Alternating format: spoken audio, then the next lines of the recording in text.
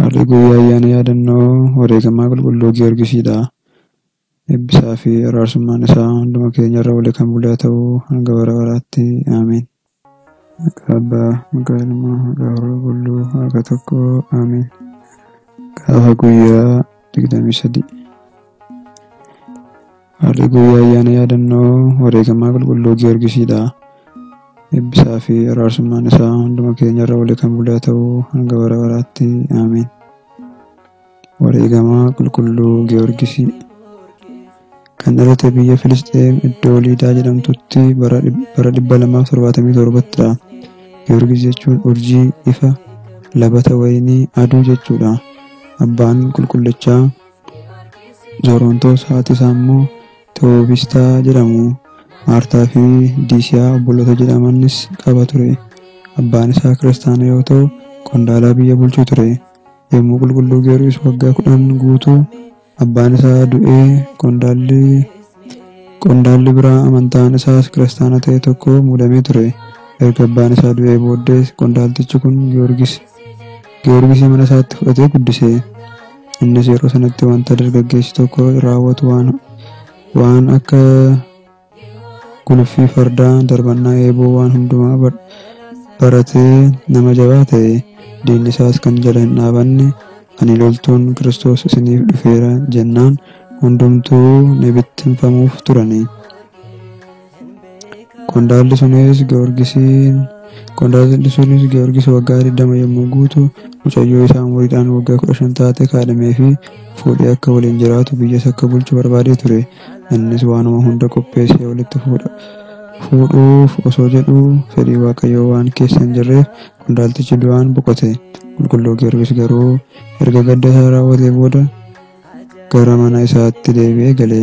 Beeruut Iyaarikoo maddiitti kan argamtu dallaa bal'aa kan qabdu, gaarri ishees ol ka'aadha. Namoonni biyya sanii jawwee Diraagon jedhamutti bulaa turani. Diraagoniin kun akka simbiraa koola 2 kan qabu, akka re'ee areeda kan qabu, akka leencaa irree jabaa kan qabu, akka saqaqallii mormi isaa kan dheeratee luuxate, ilkaan isaas akka ilkaan naachaa kan dheeratuu fi kan baay'ee nama sodaachisu ture.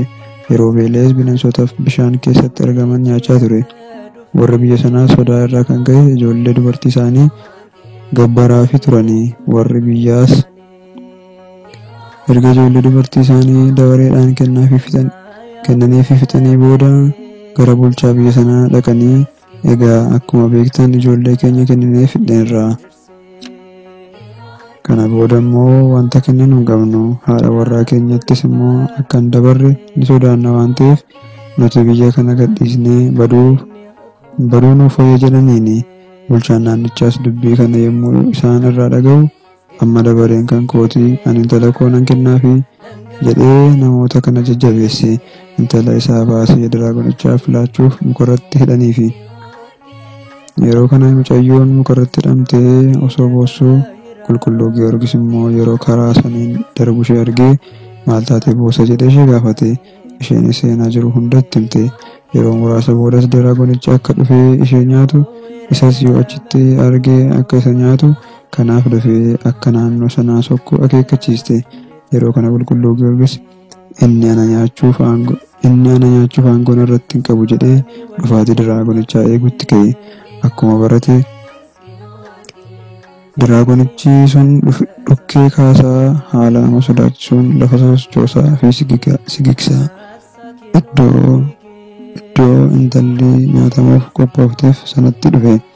Yeroo kana qulqulluu Giyoorgis mallattoo fannoo gooftaa keenyaatiin itti mallatteessinaan seexanni irra bulee nama nyaachisaa ture sun isa gatee irraa dheesse.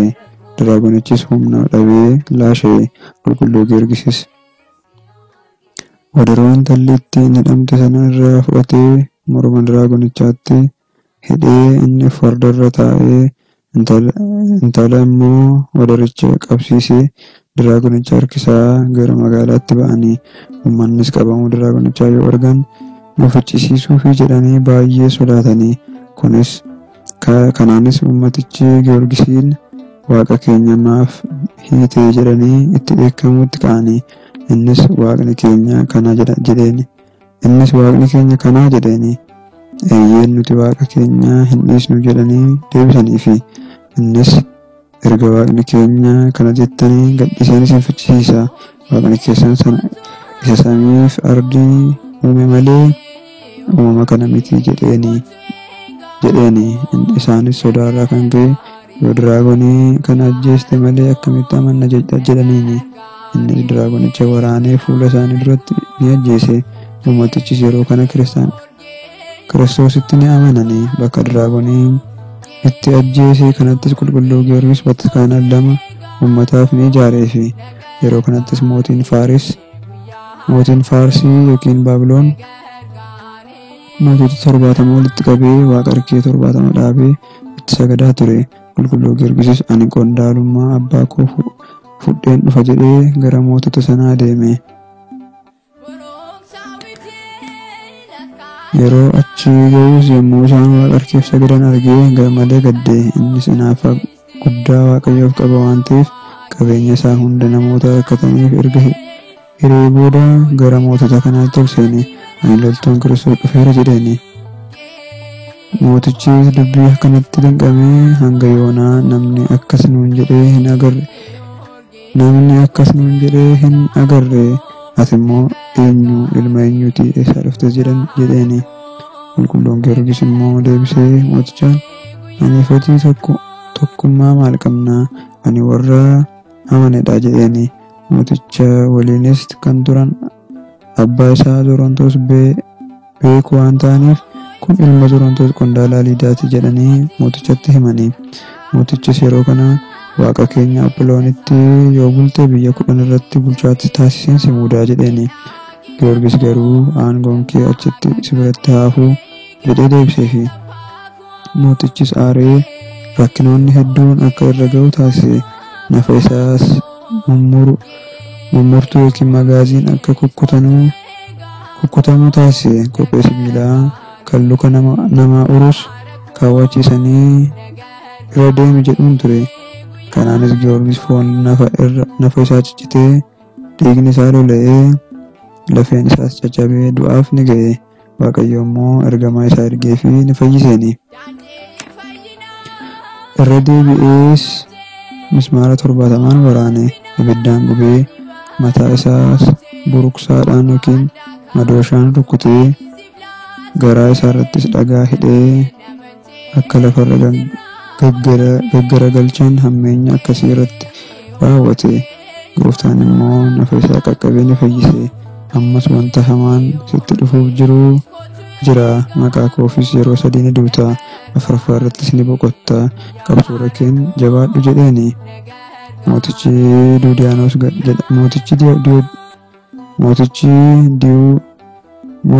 Duudiyaanos jedhama. Duudiyaanos fayyuu qulqulluu Giyoorgis argee garmalee rifatee kan isanarraa ajjeeseef badhaasa warqee hedduun kennaafi jedhe. Yeroo kana xaxxoon yookiin xonqaayin Atinaasiyoos jedhamu tokko ani nan siif ajjeesa jedhee sommii nama kukkutee ajjeesu maqaa seexanoota hundaa irratti waamee Giyoorgisiin obaase. Giyoorgis garuu mallattoo fannoo gooftaatiin eebbisee dhuge. Kan nafa isaatti maxxanee sifeessee isa miidhagsu ta'e malee waan tokkoyyuu hin taane. Xaxxoon yookiin xonqaayyichis wanta ta'e kana argee dinqisiifatee Waaqni Giyoorgis Waaqa dhugaatii jedhee amanee kiristaanummaa kan fudhatee fi boodas kan wareegame ta'e. Mootichis foon isaa bulleessee daakee boollatti naqee biraa gale. Gooftaan immoo isa ni fayyise.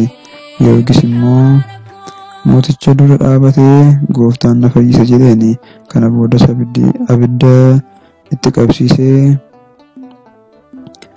siree sibiilaarra ciibse. Abiddichi immoo dhiiga dhagna isaa keessaa cobuun ni dhaame. Duudiyaanos akkan amanuuf gooftaa Yesuus Waaqa ta'uu isaanitti agarsiisi jeemoo jedhutti muka goggogee lalisiisee kan lalise gogsee itti agarsiiseera. Warra erga du'anii waggaa 430 ta'an kaasee itti agarsiiseera. Mootichi garuu lapheen isaa hammeessa waan ta'eef Ajaa'iba kanaanis hin amanne. Kana boodas immoo Diyoodiyaanos beelaan haaduu jedhee mana dubartii waan nyaattuu fi dhugduu hin qabne tokkotti ol galchee utubaatti hidhe. Qulqulluu Giyoorgis garuu utubaa sana ni lalisiise. Ilma dubartii abbaa manaa hin qabne sanas dhukkuba irraa fayyisee fi ergamaan Mikaa'elis hidhaa isaa irraa isa hiikee nagaan deebi'eera. Ammas mootichi lafee isaa daakaatti Tabbayirraas jedhamu irratti facaasaa jedhee ajaje. Loltoonni mootichaa yommuu akkuma mootichi jedhe lafee isaa daakanii tabbicha irratti facaasan, garuu iddoo daakuun lafee isaa irra buute hundi Giyoorgis wareegamicha Giyoorgis isa Waaqayyoof fo'ame jedhanii galateeffatanii. Ammas yeroo sadaffaaf gooftaan du'aa isa ni kaase. Ajjeesna jedhanii yoo deebi'anii warra isa ajjeesanii deebi'aa jiraniin ifama. Ajjeesna jedhanii yoo deebi'an warra isa ajjeesanii deebi'aa jiran duubaan dhufee obboloota koo na eegaa jedheeni. Jarris arganii baay'ee ifatanii lukarratti kufanii dhiifama gaafatanii. Kanaanis kiristaana ta'anii mooticha duratti dhugaa ba'aniiru. Ayyaanni daakamee facaafamuu lafee qulqulluu Giyoorgis kun mana kiristaanaa keenyatti yeroo hundaa amajjii 18 ni yaadatama. Kunis ayyaana isa bara Aayemuulee Giyoorgis jedhamudha. Mootichi ammas irra deebi'ee waaqa koof Aphiilooniif sagadi jedhani. Giyoorgis immoo sababa gara mana mootichaa ittiin seenuu barbaada waan tureef beekaa tolinaan sagadaaf jedhee masaraa mootichaa seenee haadha warraa mootichaa illee Iskindiriyaa jedhamtus amansiiseera. Mootichi garuu dhugaa se'ee kottaa ilaalaa Giyoorgis Aphiilooniif sagaduuf jedhee uummata walitti qabe. Yeroo kana Giyoorgis seexana waaqa harkee irra bule sana meeshaa isaa waliin erga akka waaqa hin taane uummata fuulduratti akka dubbatu taasisee booda lafti banamtee akka isaan liqimsitu taasise. Ajaa'iba kana kan argan uummatnis waaqa Giyoorgisitti amanneerra jedhanii. Haati warraa mootichaas abbaa warraa ishee gara amantaa kiristaanummaa kanatti deebisuuf yaaltus waan dideef isheenis kiristaana taatee amanuu isheetiin gara jabinaan mootichi akka mormi ishee irraa muramu taasiseera. Isheenis osoo hin cuuphamiin akka hin duune maal naaf wayya jettee qulqulluu Giyoorgis yommuu gaafattu, dhiigni kee cuuphaasiiftaa jedhee wareegamteetti. Innis achumatti mormi isaa akka irraa muramu ta'eera. Yeroo mormi isaa muramus bishaan, dhiigaa fi aannan bahaniiru. Ajaa'ibni garagaraas raawwateera. Boodas Diyoqilxaanoos du'a gaarii hin taane du'eera. Waaqayyoos waadaa guddaa wareegamtichi qulqulluu Giyoorgisiif kenne. Waaqayyoos waadaa guddaa wareegamticha qulqulluu Giyoorgisiif kenneefii jira. Gonfoo kabajaa torbas gonfachiiseera. Biiftuun Faarsii fi Liidaa Urjiin Beeruutii fi Tarsees wangeela gooftaa keenyaaf amanamaa kan ta'e qulqulluu Giyoorgis eebila 23 waggaa 27ffaa isaatti wareegame. Erga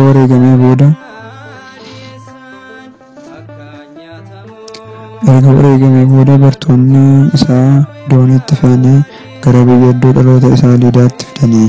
Haa ta'u malee yommuu gara biyyaatti fidanitti abbaan isaa Qorontos, harmeen isaas Tewoobistaan, obboloonni isaa Maartaa fi Isiyaan akkasumas dubartiin isaaf kaadhimamtee turtes hundi du'anii turani. Kanaaf eessumni isaa kan Iskindiriyaas jedhamu foon qulqulluu Giyoorgis bartoota isaa irraa fuudhee uummanni biyyattiis ba'ee hangafti Phaaphaasii Yerusaalem abbaa Tewoodiroos waamamanii dhufanii mana kiristaanaa maqaa isaatiin ijaaranii fi foon isaas achi keessa boqochiisanii. Manni qulqullummaa isaas kan kabajame 7 ni yaadatama. Qulqulluu Giyoorgis manneen kiristaanaa Kaatolikii, Ortodoksii Bahaa fi biyyoota Awurooppaa hedduu keessattis ni yaadatama. ni kabajamasi galanna waaqayyoof haa ta'u waaqayyoo kadhannaa qulqullicha kanaatiin nutti araaramu sugna wareegamtichaas nu waliin haa ta'u hanga bara baraatti ameen. Galanna waaqayyoof haqa salphoo maariyaamiif faata kannasaatiif hanga bara baraatti ta'u